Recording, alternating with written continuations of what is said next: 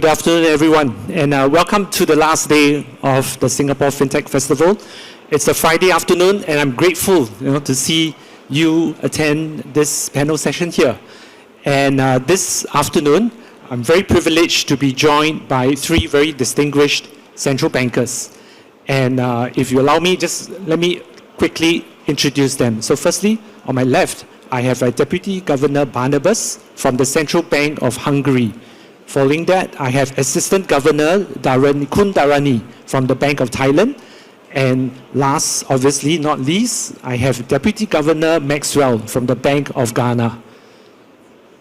So, today's panel, we will focus on this, in a way, evergreen topic of financial inclusion. And we know that the financial services sector has been undergoing dramatic transformation, and this has been in a way driven by the various technological advances.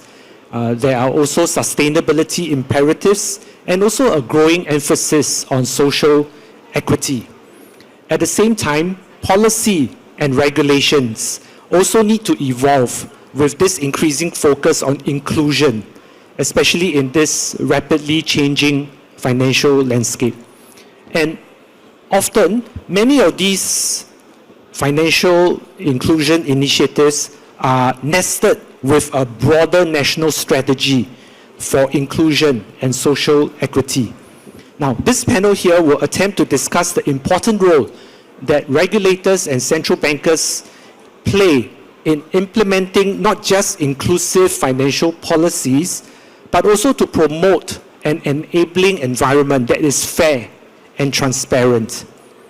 So, how I intend to moderate this panel is that I'm going to ask a series of questions, and I will invite my distinguished panelists to respond, and to give a certain context, to their country.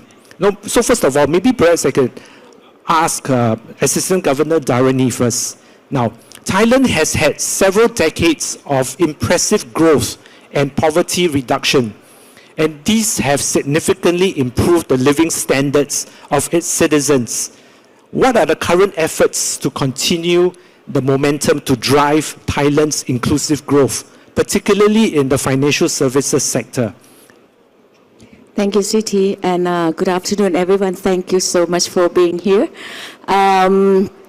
On our current efforts to promote financial inclusion, the current effort is pretty much focused on digital finance. And because we say that because without this new technology, the rapid technology that are evolving, we want to harness this technology to be able to increase financial inclusion. Our main objectives of developing financial sector development is actually inclusion is one of our three main objectives. We have productivity, inclusion, and resiliency. So for us, as a central banker, a regulator, but also a promoter of digital finance, we focus on building the ecosystem that are conducive to digital finance. And when I said ecosystem, we focus on infrastructure. We see the digital infrastructure that are important to promote this is identity, payment, and data. So on digital identity, we actually have each of our Thai citizens already have an identity, and we translate that into a digital form using NDID platform, National Digital ID platform, and that has been in service for 2-3 years, and currently it's 17 million users on that, and so far 2 million bank accounts have been opened on this platform. So it enables individuals to do their financial transaction from anywhere at any time. But on digital identity, on individual, we're doing quite well. The one that we're trying to promote, to develop more on is on corporate identity. And that is, we call it a trust-based platform. This platform would enable firms and businesses, SME including, to transform all financial transaction, to digitalize all their financial transaction, whether it's be eKYC, e-consent, e-power of attorney, e-signature, e-document management, all things electronic. So we wanted that to become digital form so that they do have digital footprint to be able to have more information for banks or other financial institutions to assess their creditworthiness much easier and cheaper. And so that on identity. The other thing is on payments. Payments in Thailand, some of you who travel to Thailand should already know PromptPay. It is our fast payment rail that has been, we developed it, we started it in 2016, so it's actually 8 years already. One of the fastest growing retail fast payment in globally. And it has managed to transform our cash-based economy to digital payment quite successfully. I said that, but still, it used to be before PromptPay, the cash uses in the Thai economy is about 99%. It's almost all cash. Now we managed to bring it down to about 60% cash, still more than digital, right? So there's a lot more way to go, to promote this digital payment, because all this digital footprint would be very helpful, to give way to promote the inclusive growth. So that's the payment part for the retail payment. Business payment, we wanted to do the same thing also.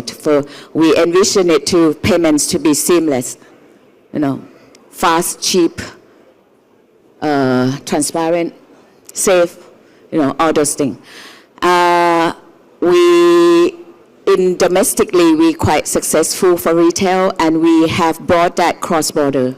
So we have 8 linkages for QR payment with mainly countries in this region.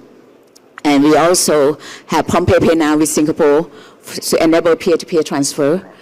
And that has been a basis for us to to develop this project Nexus with 5 countries: Thailand, Malaysia, Singapore, Philippines, and India. And the ECB has just recently wanting to join the project Nexus also. So that's the thing, that it's just not the payment system, not just domestic. We spread it cross-border, because cross-border payments, to be inclusive, all the SMEs, they would create more opportunities if you have all this infrastructure in place. And lastly, the infrastructure on data. That is very important. And this is our main focus this year also in Thailand. Because we have quite a challenge in getting SME financing. And in Thailand, banks are very dominant. We think that doing open data, open banking, would really increase opportunity and enable financial access to all these SMEs. Let me stop there first, otherwise I can go on for hours. Thank you, Daranee. So I'll come back to your point about SME lending in a while, in terms of promoting inclusion. Now, maybe perhaps next I can invite Deputy Governor Maxwell. Now, Ghana is considered as one of the fastest growing mobile money markets in Africa. Your country has shown the way that mobile money plays a very crucial role in promoting financial inclusion, especially in regions with limited banking coverage. Now, what has Ghana done right? I'm sure the audience will be interested to know. And how did you achieve this? Thank you very much, CT, and good afternoon to everyone. For over a century of banking in Ghana, you will be surprised to know that out of a population of over 30 million, only about under 3 million had bank accounts. That clearly will tell you that the traditional form of banking and delivery of financial services did not promote inclusion. And for a long time, inclusion had remained under 30%.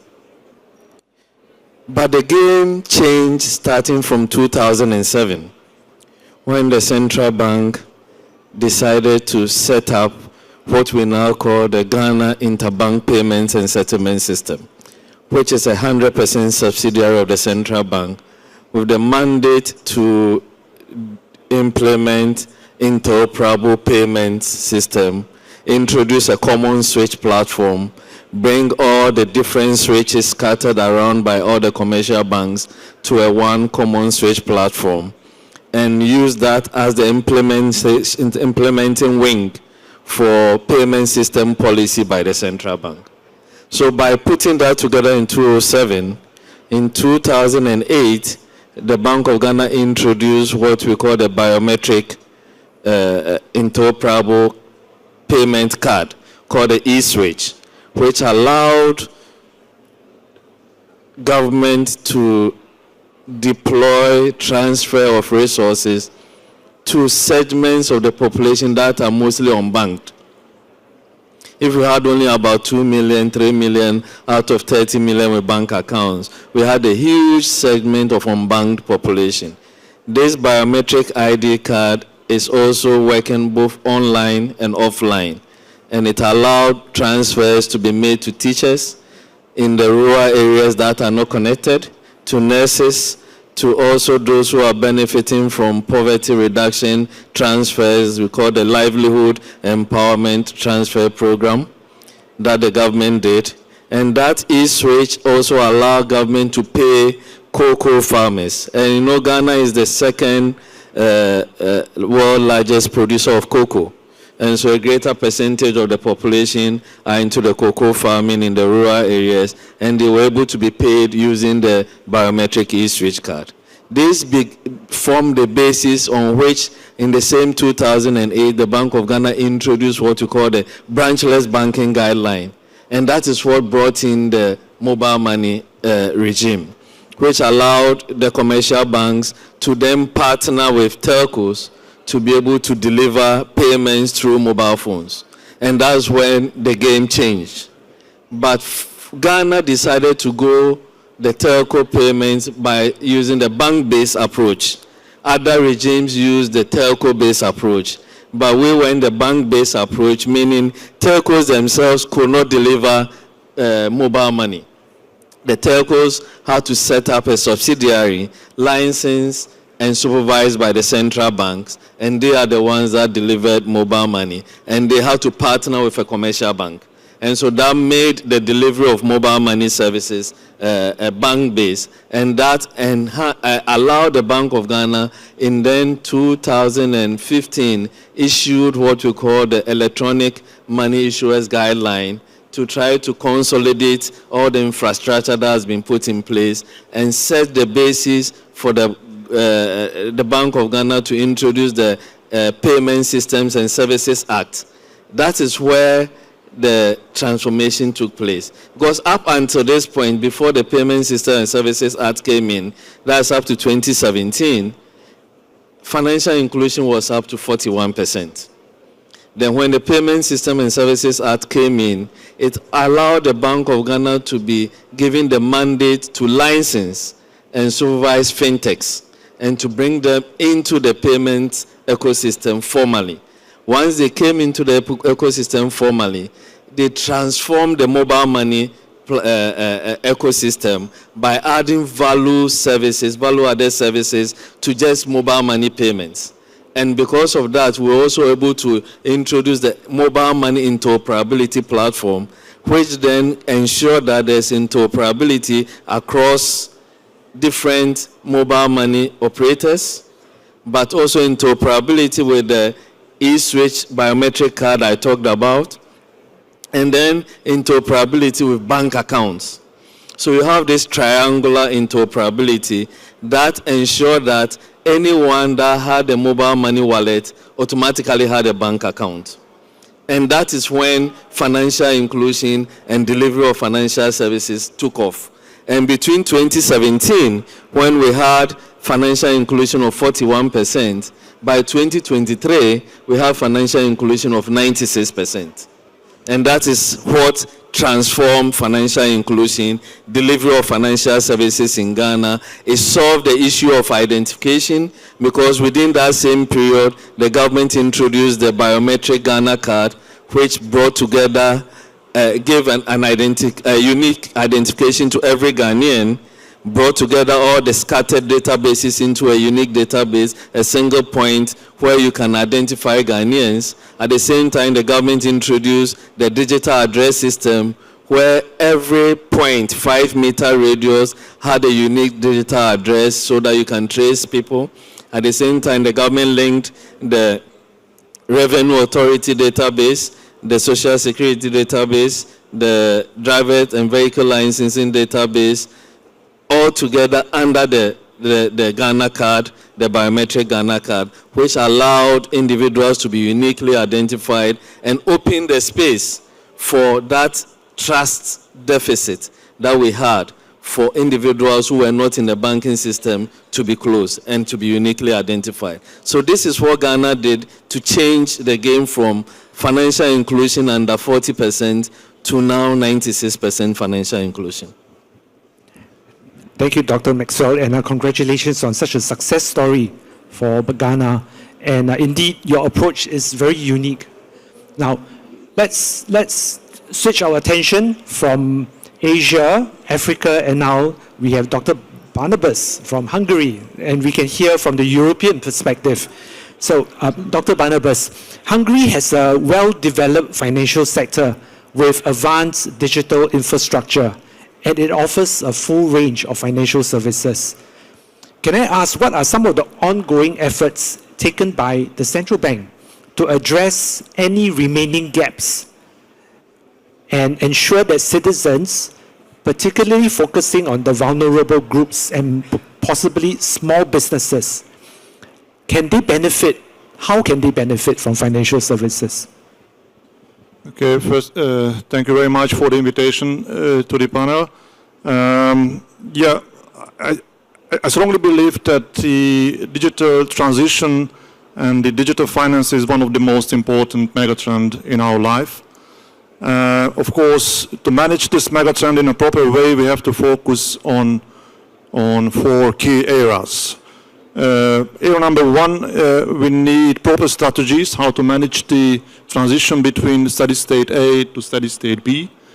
Pillar number 2 is the well-developed infrastructure, so how to improve the infrastructure in the needed direction.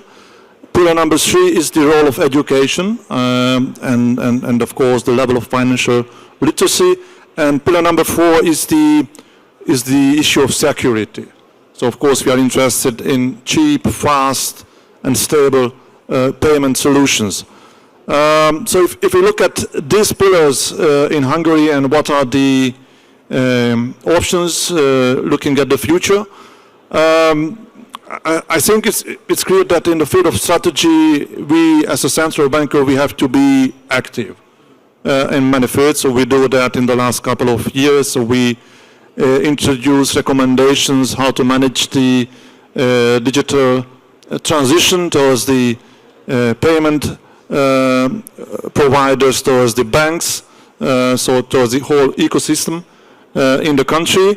Of course, one of the key challenge and the key goal behind of the steps is to increase the share of digital payments from a relatively low level to higher level. So very similar to the numbers I heard in case of Thailand, we would like to reach the 60 or 70% share of digital payment within the total payment till the end of this decade. But of course, how to manage the whole process in a proper way, we have to focus on the subgroups. So there are no one fit for all solutions in the strategy, in the education system. So we have to find the proper lines towards the subgroups, towards the mentioned SMEs. So what we did in the last couple of years in Hungary, Within the infrastructure, we also introduced the instant payment system in 2020. I think it was a very successful step. Nowadays, we are working on upgrading the system towards the new payment solutions like the deep payment, the NFC, the QR code payment. So we introduced that in this year, and the whole system for the SMEs is free. So there is no cost for the SMEs. So I think it can be a game changer in their life to a more digitalized world, because of course in the level of the SMEs, the cost of the operation is still an very important player. So I think through the upgraded instant payment system, we will be able to support the SME segment. I would like to mention one other very important development in Hungary. So that's the CBDC, the pilot CBDC project we have. I think it's a good example how to put the new technologies into the life of the younger generation. I think the younger generation is a good example because they use mainly the cash in their daily payment transactions, but they are very well qualified in the digitalization. So we opened the pilot project, the digital safe project in Hungary for the younger generation between 8 to 14 years. So they use very actively the digital safe, which is the first European pilot project for the CBDC.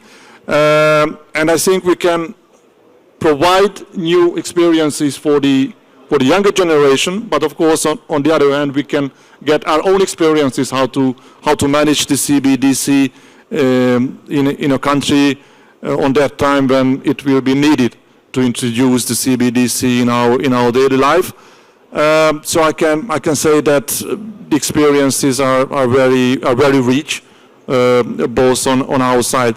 So my final conclusion is that we need targeted solutions for the mentioned subgroups. So there is no one fit for all. Of course, we have to find the proper platforms, and one key word can be the edutainment. So we have to use the education and the entertainment together. So I think the gamification of this type of solutions can be a good channel towards the mentioned subgroups. Thank you very much. So it's very heartening to hear that Hungary is starting them very young, and I guess financial literacy will certainly benefit from starting at a very young age. So it becomes part of their lives as they grow up.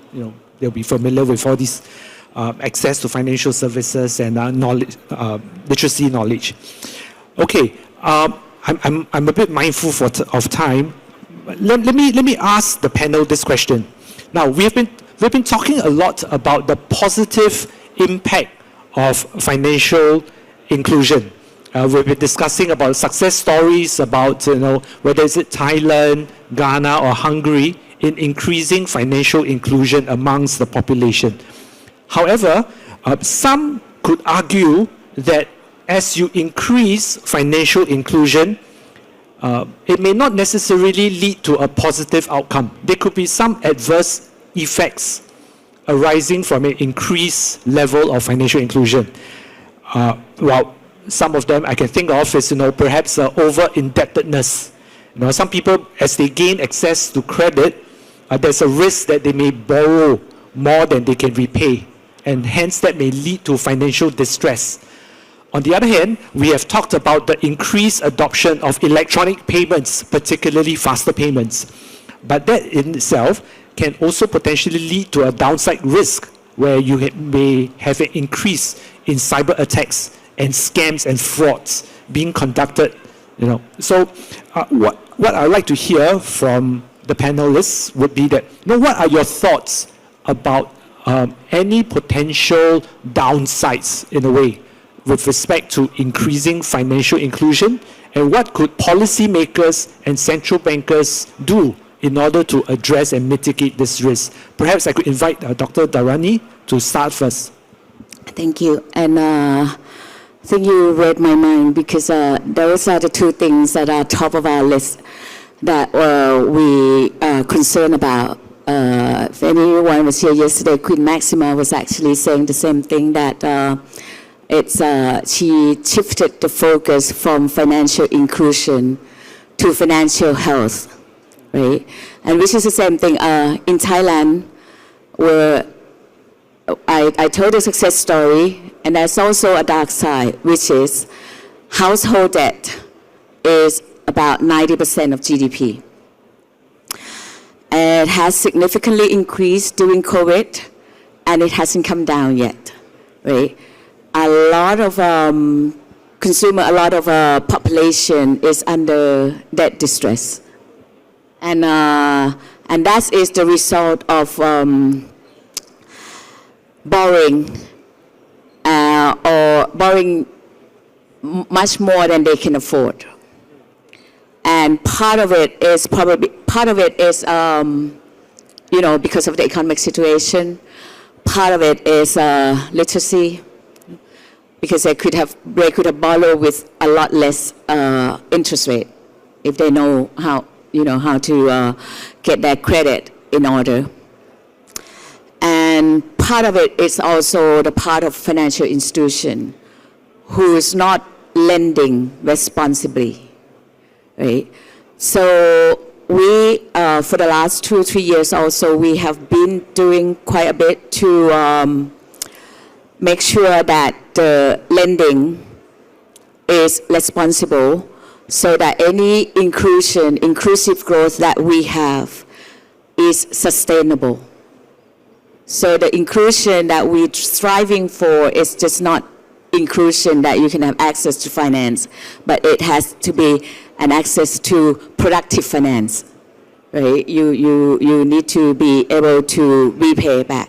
So we use a lot of tools to try to remedy that. One of it is responsible lending guideline. Regulation, actually, it's not a guideline, it's a regulation. So that responsible lending guideline would stipulate that banks have to look at the affordability, right? And banks also have to, FIs, financial institutions also have to help that customer, genuinely help that customer. If they know that the customer may be facing income shocks, maybe facing other shocks that they may not be able to repay, they should help rather than letting the consumer fall into the NPL and then cannot get out of the debt trap. So we use a lot of regulation, mainly the responsible lending. And also we also focus on education. And we try to put the financial literacy into the basic, from the beginning, from the elementary school, all the way up. We try to put that into the curriculum. And another thing that we try to build also is the tools or the environment, the ecosystem that could help solving the debt problem, the household debt problem. For example, we are building up debt counselor, debt clinic, multi-creditor debt clinic, debt mediator, debt resolution. So a lot of things is putting into place to try to solve the existing debt that has become non-performing, and also to try to prevent the new debts becoming bad, right? So making sure that all the lendings are proper lending and not creating problems down the line. So, and the fourth also, you said, I leave it for some other panelists. Thank you. Perhaps Dr. Maxwell, would you have some views with respect to any potential downsides to financial inclusion? So from where Ghana is coming from, you realize that we will always focus more on the outside. I mean, if you're coming from a place where you're really very low, we see what we've done through mobile money as one of the biggest transformation that we've seen in promoting financial inclusion to move it from 41 to 96. But that said, they were also seeing signs of some downside, but it's not that big in the sense that will impact significantly on the drive to continue to enhance financial inclusion. I'll share that with that downside in terms of a small story. We have driven our financial inclusion with mobile money, right? Electronic payments. And so a lot of individuals have had access to loans through mobile payments, because I said it's bank-based. So because of that, banks are able to give smaller loans to individuals through mobile money loans. Then you trying to transfer money from me to, let's say, my colleague here, and she will tell you on the phone, please don't transfer that money to that mobile account. And you know the reason? Because there is a loan outstanding amount on that mobile account. So the moment you transfer that money, that loan will be taken out. So what is happening is that we are beginning to see individuals picking up debt that they cannot settle. And because of that, it's beginning to affect the mobile money growth, in the sense that we are beginning to have, we're a population of 30.8 million, but we have about 60 million mobile money accounts. Why? The reason being that if there is a loan on this account, they are using the other account. So what we have done to address that, two things. One, the biometric ID card is now linked to every mobile number, so that no individual can have multiple mobile accounts that are different. They will all be linked to one uniquely identified individual. And that is helping to address this problem. And two, just yesterday, collaboration between the central bank, the government, and the fintech, we launched what we call the My Credit Score. And My Credit Score is using digital footprints to ensure that anyone that is in that digital ecosystem has a credit score, which means your unique identifier biometric card is linked to your digital activities, and you're able to now rank you with a credit history and a credit score that allows financial institutions to be able to now lend responsibly through the mobile money system and electronic payment system to ensure that credit delivery and the risk that comes with it is mitigated. This too is beginning to check the rate at which the downside risk of this proliferation of mobile money payments that is driving financial inclusion is not getting out of hand and is coming under control. Thank you very much. Deputy Governor Barnabás, do you have a similar situation in Hungary? Yeah, just some thoughts to your question, CT. So, thought number one, I think now we have to integrate the financial transformation, and all of the departments who are dealing with the financial transition in our central banks to the whole toolkit of a central bank. So in our case, we are in a good situation because we, as a central bank, we are dealing with monetary policy, with financial stability, and of course with the with the regulatory side. So in our case, those colleagues who are dealing with the digital finance, the fintech solution, with the new payment solutions, they have a daily communication with the regulatory side. And of course, we have to look at what can be the impact of this type of new fintech solutions on the other side of the economy, in the financial intermediation. And of course, if it is needed, we have to react with other pillars like the micro and macro levels in macroprudential levels in our daily work. So that's comment number one. Comment number two, of course, if I look at the downsides, of course, at the end of the day, the aim is to realize the highest level of the potential upsides and to minimize the downsides. And if I look at the downsides, yeah, the key risk is the cyber fraud nowadays. So I think if you look at the numbers globally, if I look at the trends, the numbers are increasing everywhere. linked to the financial intermediation. And I think it's a big risk because it's clear at the end of the day, when we are talking about financial intermediation, all things will depend on trust and on stability. So now the key question on our side, how to minimize the risk of cyber fraud. I think it's a complex procedure. We are thinking in a threefold defense system, at least threefold defense system. We need the first defensive line in the center infrastructure. So nowadays we are developing a real-time fraud detection system in the center infrastructure. The second defensive line is the banking industry, the payment providers. So now we push the players towards that direction. They have to use their own real-time fraud detection tools in their own daily operation. And of course, we require other limits, and we have recommendation towards the players which is needed to use their own daily operation. And of course, the third defensive line are the consumers. And at then that point, of course, the key is to improve the financial literacy, to improve the education. As I mentioned, I think on that field is key to find the well-targeted channel towards the subgroups. Thank you very much, DG Barnabás. So it seems that we have had such an interesting conversation, and the time has just passed us so quickly.